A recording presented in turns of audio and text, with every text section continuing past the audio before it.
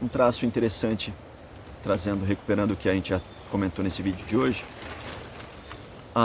o povo malinês ali, que possivelmente tenha feito essas grandes navegações para a América antes mesmo de Cristóvão Colombo e Américo Vespúcio. Esse povo malinês já era um povo africano islamizado. É possível que esse povo islamizado tenha tido acesso ou tenha saído na frente dos povos europeus nas grandes navegações justamente por ser islamizado, porque a Europa vivia um período que a gente chama de Idade Média ou Idade das Trevas, onde grande parte do conhecimento ancestral do próprio continente europeu, como Platão, Pitágoras e Aristóteles, para citar alguns, estivesse restrito à Igreja Católica.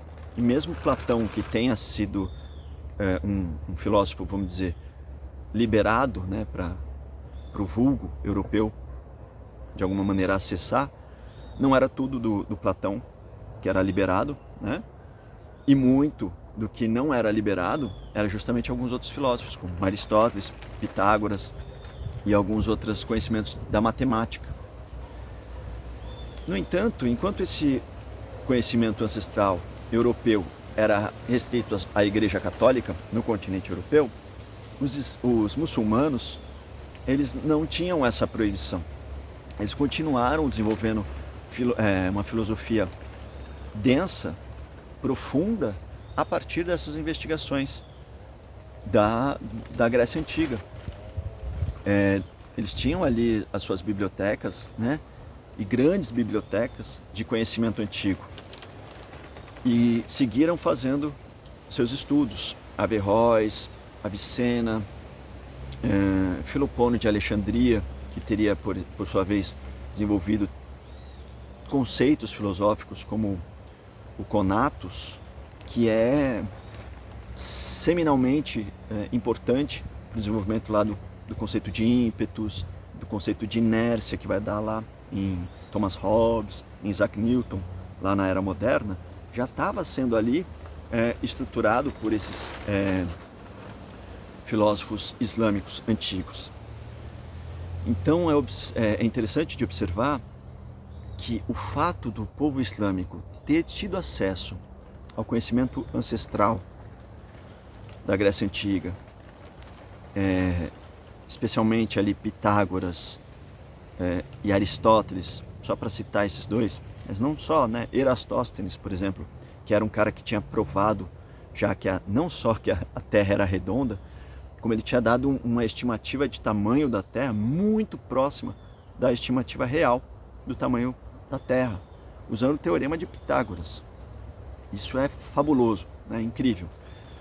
Esses caras, os islâmicos ali, os muçulmanos dessa época, eles uniram esse conhecimento antigo da Grécia com os algarismos arábicos.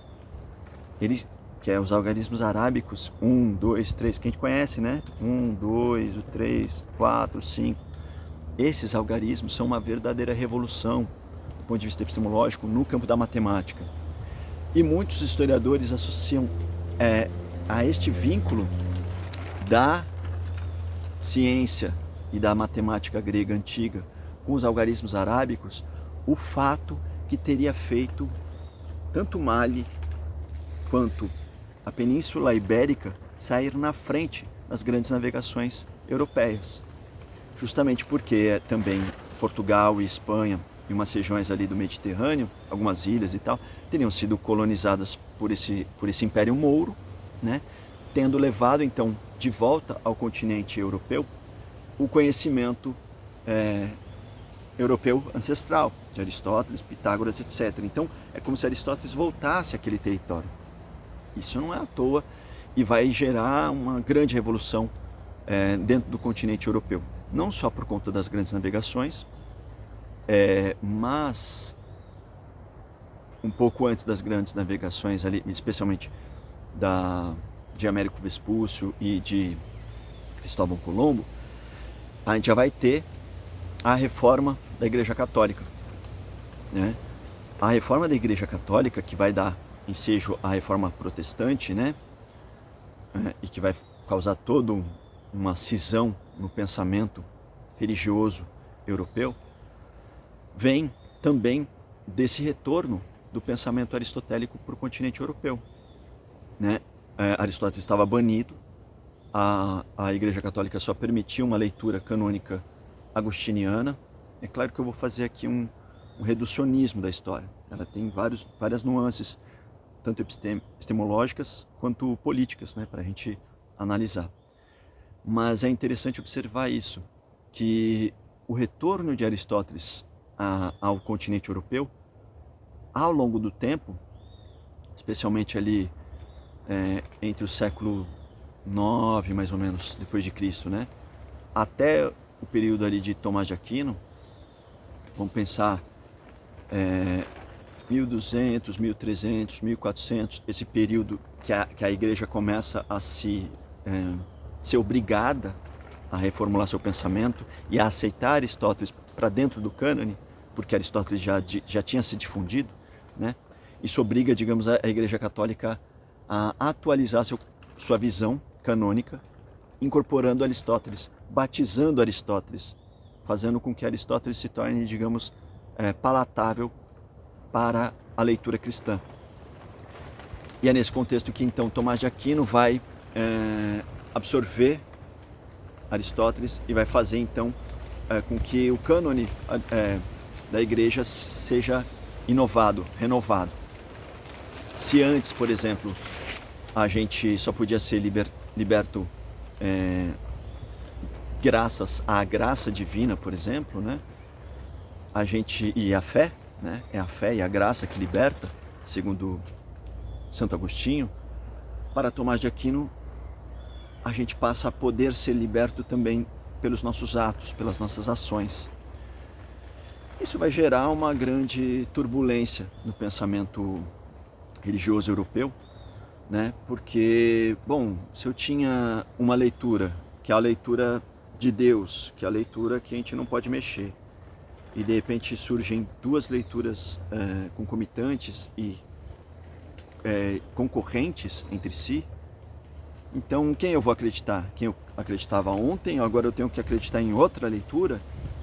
E aí o meu padre da minha igreja continua acreditando em Santo Agostinho. O outro padre agora acredita em Tomás de Aquino. E eu, onde eu fico nessa? E aí surge então uma cisão no pensamento europeu que é muito profunda. Porque agora eu não tenho mais um monopólio do saber, não tenho mais um monopólio da narrativa, nem da epistemologia, da ciência. Eu tenho agora formas diferentes de conhecer a realidade, de pensar o próprio conhecimento científico, que estava nas mãos ainda da igreja, né? Naquele contexto. E essa cisão da reforma católica, que vai dar ensejo à reforma protestante, que era também uma força conservadora, que queria que permanecesse a leitura agostiniana. Por um lado era conservadora nesse sentido, a reforma protestante, mas por outro trazia uma série de inovações, como a Bíblia poder ser lida e pregada em outras línguas, né? Então aí começa a surgir vários protestos, né? Várias reformas, ou seja, várias correntes de leitura da Bíblia e das Escrituras. Isso já era um grande problema para quem queria uma leitura absolutista da realidade de um único Deus que ama a todos, mas que governa a todos. E então você tem que acreditar e acabou, né? Mas eu vou acreditar em quem? Antes era claro, era só esse aqui. Agora eu tenho esse, aquele e aquele outro e eu nesse meio de tudo, no meio disso tudo, né? A Europa então ela começa a cindir na sua própria forma de conceber a sua religiosidade, inclusive, mas também o seu pensamento.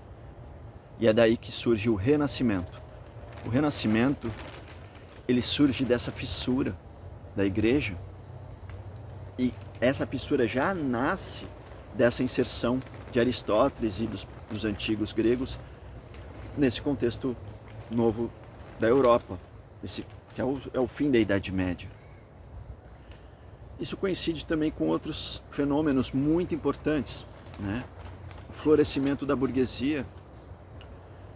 E esse florescimento da burguesia também é em ressonância com a presença moura na região do Mediterrâneo, mas também com a presença judaica desses povos que traziam as práticas judaicas dentro do continente europeu.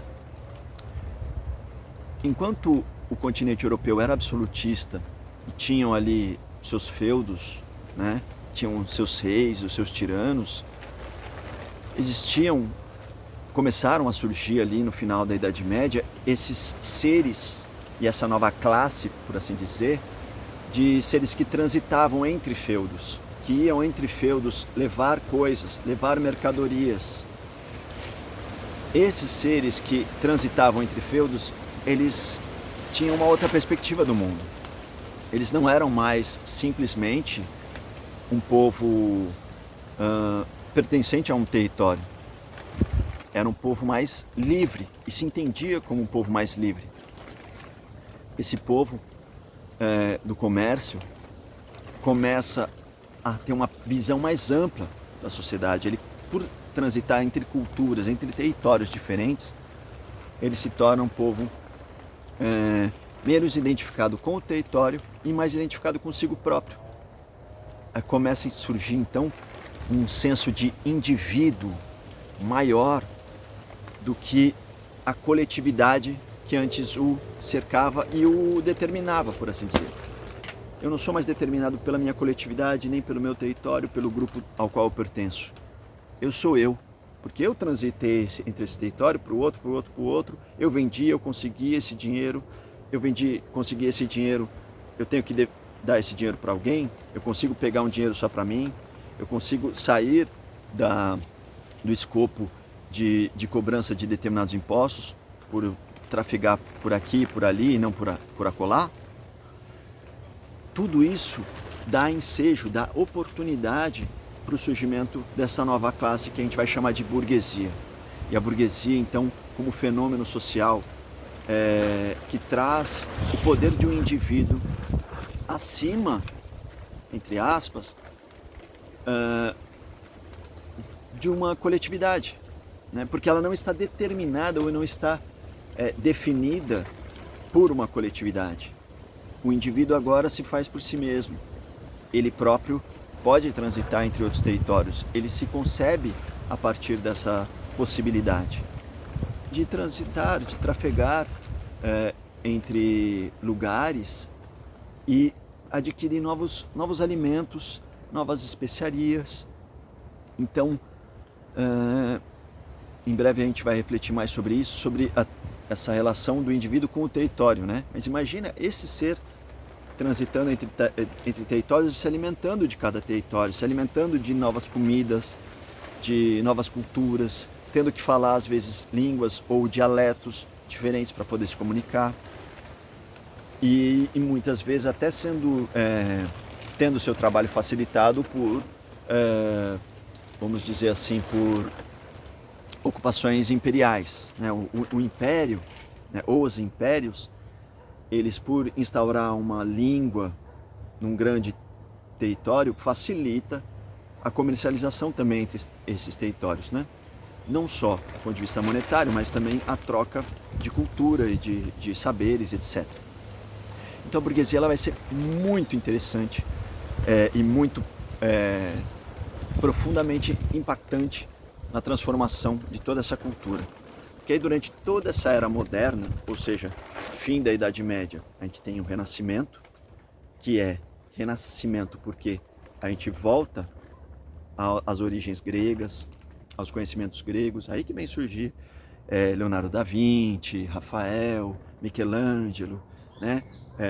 Shakespeare, que estão ali trazendo o conhecimento dos antigos, né? Enquanto Michelangelo, Rafael, esses artistas vão trazer conhecimentos da matemática e vão aplicar esses conhecimentos na sua pintura, nas suas esculturas, nas regras de proporcionalidade, Shakespeare, por sua vez, vai ter acesso a obras antigas da dramaturgia, né? E ele vai se apoiar muito fortemente na literatura dramática, que não deixa de ser ali grega e especialmente da dramaturgia da comédia ática, mas sobretudo ali do que restou nas comédias latinas, especialmente de Plauto, Terêncio, entre outros. A estrutura dramática de Shakespeare é muito herdada dessa cultura. Então, o Renascimento, ele retoma coisas da Grécia Antiga, retoma coisas da Roma Antiga e atualiza para um contexto em que a própria Europa estava cindida, não simplesmente do ponto de vista geográfico, não simplesmente do ponto de vista territorial, geográfico, geopolítico, mas também do ponto de vista epistemológico e do ponto de vista religioso. Do ponto de vista religioso, porque a igreja agora estava cindida, e do ponto de vista epistemológico, a igreja ela tinha o monopólio sobre o saber, sobre o conhecimento, sobre o que que eu posso acreditar, porque digamos, a verdade de conhecimento. Então, tudo aquilo é colocado em xeque. Se agora eu já tenho 2 igrejas, ou 3 ou 4, várias igrejas, como que eu posso saber qual que é a igreja que está falando efetivamente o correto? Então a gente vai ter ali o contexto do Renascimento também no campo filosófico, né? E aí você vai ter toda a empresa, todo o empreendimento do racionalismo, do empirismo. A gente vai ter Galileu Galilei, a gente tem um pouco antes dele Copérnico, trazendo a Revolução Copernicana, que vai colocar o Sol como o centro do universo e não mais a Terra. E isso é genial e revolucionário. A gente chama de Revolução Copernicana, não só porque estamos falando das revoluções das orbes celestes, né? Mas sim também porque é uma revolução do ponto de vista científico, porque ele sai do nosso referencial observacional, né? A gente observa todos os dias o Sol girando em torno da Terra. E aí o Copérnico ele vai falar, não, mesmo que eu observe dessa maneira, os cálculos, então a racionalidade, os cálculos me mostram que é a Terra que gira em torno do Sol. E se eu fizer os cálculos dessa maneira, com este modelo, com este paradigma, os cálculos se encaixam. Eles me dão melhores resultados, me dão maior previsibilidade, eu consigo acompanhar melhor o movimento dos planetas. Só que isso não se encerra por ali. O próprio Kepler, por exemplo, ele vai tentar, passou a vida inteira tentando comprovar que os planetas giravam ao redor da Terra de uma maneira circular, porque o círculo era a forma mais perfeita, como já dizia Platão, como já diziam Aristóteles, que aliás todos eles achavam que a Terra era redonda, nenhum deles achava que a Terra era quadrada ou plana, né? Então assim, esse circuito ao redor da Terra seria circular para Kepler. Só que Kepler ele tentou comprovar isso matematicamente e não deu. E aí ele, pela racionalidade, pelo cálculo, pela força do cálculo, ele foi obrigado a defender o contrário do que ele queria acreditar, que é de que os planetas não giram evidentemente de maneira circular, exatamente de maneira circular, mas sim de maneira elíptica, né? Eram elipses ou formas meio ovais. Então isso é interessante para a gente perceber que a razão ela se coloca até acima da própria observação. Daí vem todo aquele empreendimento de Descartes para conseguir colocar todos os sentidos sobre o império da dúvida, e aí daí emergir uma nova ciência, uma ciência totalmente racional, uma ciência que esteja baseada em algo que não possa ser contestado, não possa ser refutado. E aí vem uma hiperracionalidade a partir de uma dúvida hiperbólica, né? Um método da dúvida hiperbólica. Ele coloca tudo sob o império da dúvida, ele vai falando, bom, mas eu quero duvidar de tudo, então porque eu quero formar uma ciência real. E aí que eu duvido de tudo, mas eu não posso duvidar, por exemplo, que eu esteja aqui escrevendo, né, com essa caneta e essa pena. Ele fala, bom, mas eu posso estar sonhando. Tá, bom, mesmo que eu esteja sonhando, eu não consigo duvidar que 2 mais 2 é igual a 4. Tá, mas ainda assim pode ser que exista um gênio enganador, alguma coisa. E o próprio divino, como Deus é todo poderoso, ele pode fazer qualquer coisa, ele pode inclusive ele mesmo me enganar. Mas mesmo que ele me engane em todas as coisas que eu puder pensar, eu não posso me enganar de uma coisa, que eu estou aqui duvidando das coisas, que eu estou aqui pensando que as coisas são assim ou assado. E aí ele começa a surgir, daí começa a primeira certeza de Descartes, que é: se eu penso, eu existo. Então a primeira certeza de Descartes é: eu existo. Mesmo que Deus esteja me enganando, ou um gênio maligno me engana, ainda assim eu tenho uma certeza: eu estou pensando. Se eu estou pensando, então eu existo. Tudo isso é uma necessidade que essa epistemologia, essa ciência ocidental precisa responder por conta desse novo momento histórico, que é um momento em que as ciências antigas dogmáticas da igreja se esfacelaram pela própria igreja, pelos próprios poderes políticos que estavam em disputa ali naquele contexto territorial.